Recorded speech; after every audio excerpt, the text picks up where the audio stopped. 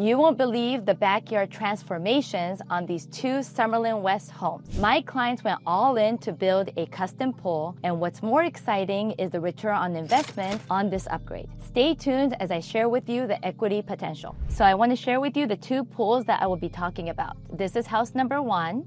Beautiful custom pool. It has a deck area with the umbrella, nice landscaping, and my clients also did a built-in barbecue with some built-in seating area and chairs. And this beautiful backyard overlooks at the strip and the beautiful mountain views of Summerlin West. So that's house number 1. So house number 2, this is the backyard. As you can see, we have a sunken living room space with a sunken fire pit area. You've got a raised area with a gazebo, and then you have this beautiful pool, stepping stone to the spa area. We have some glass partition here, an additional turf area on the side of the backyard space with some landscaping and Italian cypresses here. So those are the two pools that we'll be talking about today. So I have a series of questions that I asked my clients to talk about Summerlin West, the neighborhood, and some of their pros and cons and experiences building this custom pool. So we're going to use this question and answer format today. So let's start with, why did you choose Summerlin West to buy? So this is a neighborhood question. And I know a lot of my subscribers watching this video is specifically interested in Summerlin West and the growing new construction communities there. So let's see what my clients said about Summerlin West before they bought. My first client said, we chose Summerlin West because we absolutely loved what was already here, like downtown Summerlin, and what was yet to come, like urban core and the Grand Park. We also loved the builders that were building here. It felt like a younger, cooler part of Summerlin. I love Summerlin South, but Summerlin West had the vibes we wanted. My other client said Summerlin West seemed to be where the high value growth was occurring in the Las Vegas Valley. It has some of the best school districts, has the elevation that helps with the heat and the views, and a ton of great new construction options. Just to add to that, Summerlin West is certainly a thriving new construction community with so much future development. If you don't mind the new construction around you, I highly recommend looking at Summerlin West, especially as a primary residence as well as an investment. Urban Core is a multi-use commercial plaza that will be offering retail, shopping, groceries, even workspace, even some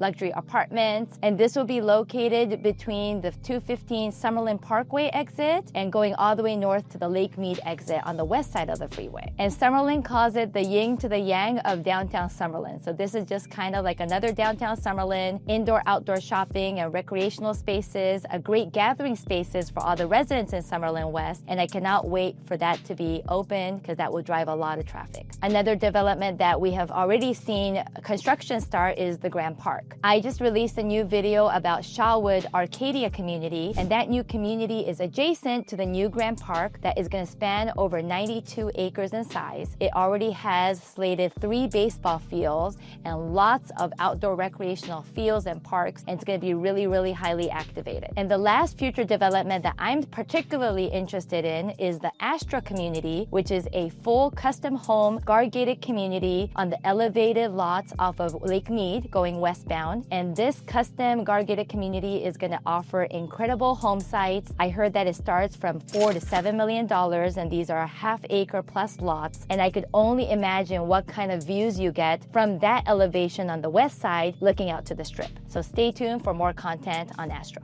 Now moving on to, what was the process like adding a pool after the home purchase? One of my clients said that the process of adding a pool after construction was pretty straightforward. We had 1 year to submit the backyard plans to the HOA. So we reviewed 3 different pool builders and settled on one that could execute the design I had. We submitted the plans and construction began in January, and they were swimming by May. So January to May. So that was only a 4-month construction and delivery of their custom pool. And this particular custom pool, as you may have seen in the photos, it was house 2. This one had the pool, the stepping stone to the spa, and also a sunken living room and a fire pit. My second client said adding the pool was very easy. We spoke to the contractor we wanted to build with. They had come out to the house for measurements and scans for future 3D modeling. Once we had those plans, they submitted to the Summerlin West HOA for approval, along with the refundable deposit, and they were quick to respond. And once we had the sign-off, construction began. It was about a 4-month process, started in December and ended in March. So the pool that you saw in house number 2, view. This was a very clean rectangular pool with also a built-in barbecue and dining area for outdoor dining and seating. That also took about 4 months. And generally speaking, you guys, 4-month build time is pretty quick.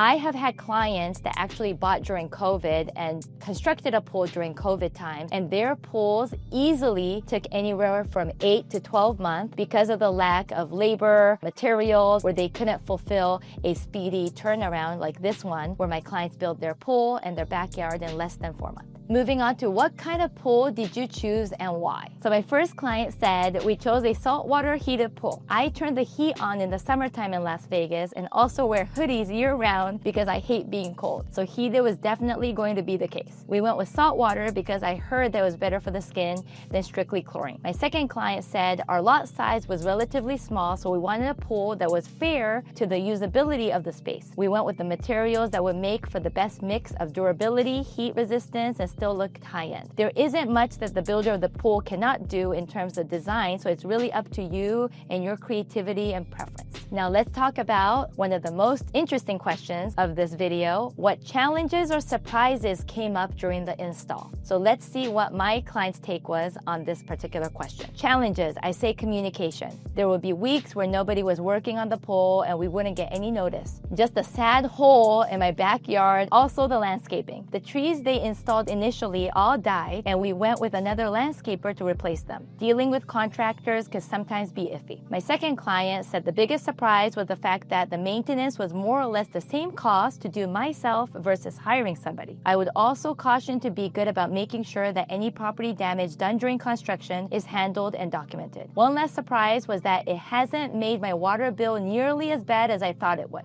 I have had so many clients and even friends locally that have built their custom pool, and communication with the pool builder has definitely been the biggest challenge. Unfortunately, pool builders don't communicate as well as you like them to, and when you hire a large pool builder, they have subcontractors and additional subcontractors where there is going to be a lack of communication and a disconnect. Maybe you're expecting somebody to come at 7:30 in the morning and they don't show up until 11 a.m. Maybe you don't expect somebody to come as early as 6:30 or 7:30 in the morning and this small excavator comes dashing through your side yard. I've had those scenarios myself. So communication is definitely the biggest challenge that we see in these pool builders, but it's very important to do your due diligence and make sure you hire a pool builder that is great at communicating. And this is something that I would address in one of your first meetings with the pool builder to address those concerns. Online reviews, you guys, you have to check out what other people are saying about these builders. It's important for my clients and even myself and my friends to do their due diligence online, to check these online reviews, see what other people are saying about these builders, and make sure you're comfortable with those reviews that you see. Yes, you're going to see some negative reviews and you'll maybe see some positive reviews. If there are more negative reviews than positive, don't you want to think twice about hiring that pool builder? Pro tip, did you guys know that there is now a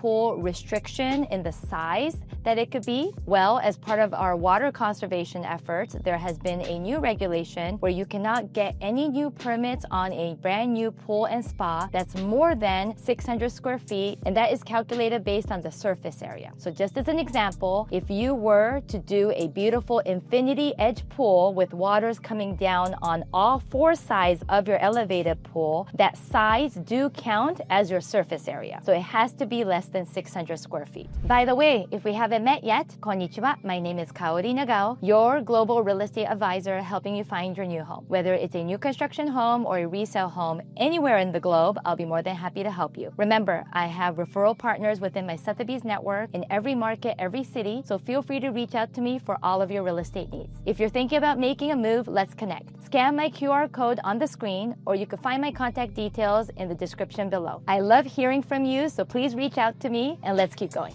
What should future buyers know about building a pool specifically in a master plan community like Summerlin? One of my clients said, understand how your home sits on the lot and how much space you have to work with. Don't let the pool take up the entire yard. It's tempting, right?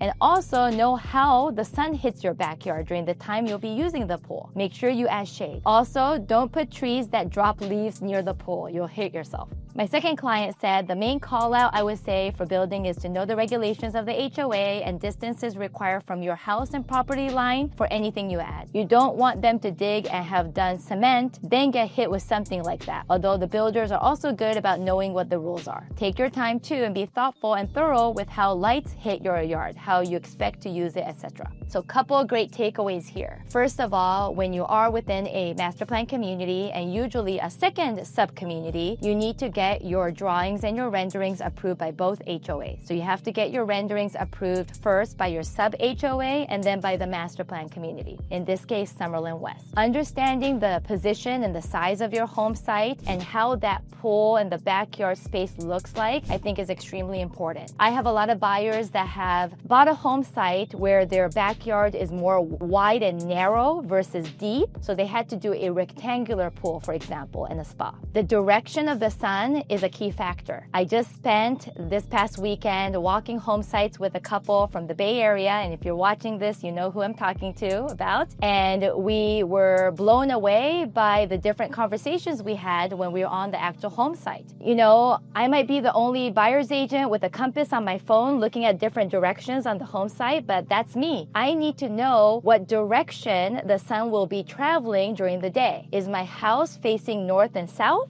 or is my house facing east and west? I need to know, because if I'm a sun person, I want that lots of sunlight coming into my backyard and into my house, right? But if I'm not a sun person, I definitely want a north-south facing home so that the side of the homes are hit with the sun and I'm not getting too much sun coming into my backyard. So that's all a personal preference, but it's really important to understand the direction of the sun and also ask yourself if you like a lot of natural light and sun in your home or not. And choosing landscape and all the different plants and trees available, that is a very big topic. You know, there's a lot of tree options. You definitely want to be specific and know what trees shed and what trees don't shed and what to put close to a pool and what not to put close to a pool. And those are the conversations that you'll be having in detail with your landscaper. What would you do differently if you had to do it again? One of my clients said, I would also be mindful of the size of the pool, especially when you are planning to heat it. For example, my daughter has swim lessons on Saturday mornings in the summer and it took forever to heat the entire pool. To preheat the pool to a perfect temperature, be mindful of how long it's going to take to heat the pool. For some pools, it may be a few hours. For some pools, it might take a whole day. On that note, I had a buyer recently reach out to me, sharing with me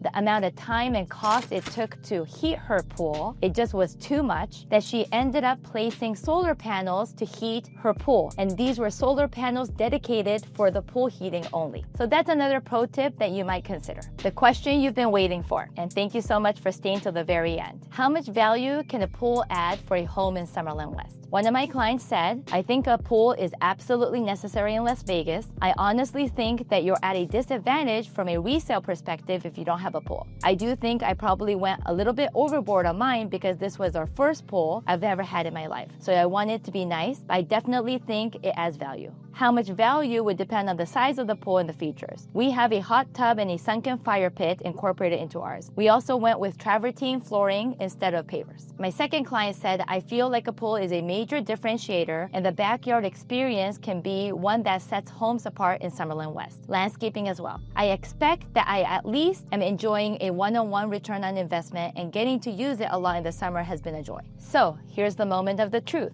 Does a pool add equity and value into a home, especially if you are going to resell that property? In my personal opinion, I feel that a pool and a wonderful outdoor backyard experience is highly going to impact the equity growth and the amount of value that you could see on the return in the near future. One of the requirements for a lot of my buyers relocating here to Las Vegas is a pool. They want to have a pool already in their backyard. So A, they don't have to worry about building a brand new one and the cost of building one. But two, it's already there, it's already beautiful and it's turnkey and move-in ready. Having a pool in a backyard is a huge differentiator in my opinion as well when it comes to resale homes. As far as the return on investment, let's say if you had invested $100,000 on your backyard and used it and enjoyed it for the last few years and you were going to resell that home, in my opinion, the return on investment that I'm seeing recently is 1 to 2. If you've invested $100,000 on your backyard backyard, that return on investment is close to double at $200,000. This is great because during that time, you've enjoyed that backyard with yourself, your friends, and your family. And that's also part of your lifestyle. If you enjoy being outdoors, like myself, you want to have a beautiful backyard experiences, especially after a long day of work or a long day of school. That's where the families gather together and enjoy their time together. Maybe if the weather is out nice, you want to eat outside by the pool and enjoy that backyard experience together. And as you're enjoying that through your lifestyle, you're also building equity. And when it's time to resell your home, backyards are big differentiators. I use that in all of our marketing and our professional photos and videos. We really highlight that because that is one of the most biggest attractive components of buyers looking to relocate here and making Las Vegas and Summerlin West their home. If you bought a home in Summerlin West, what would you do with the backyard? Would you invest in a pool and a spa? Comment below. Love to hear what your dream backyard looks like. Maybe it's just a turf and a backyard fire pit area. Maybe it's a water feature. Maybe it's a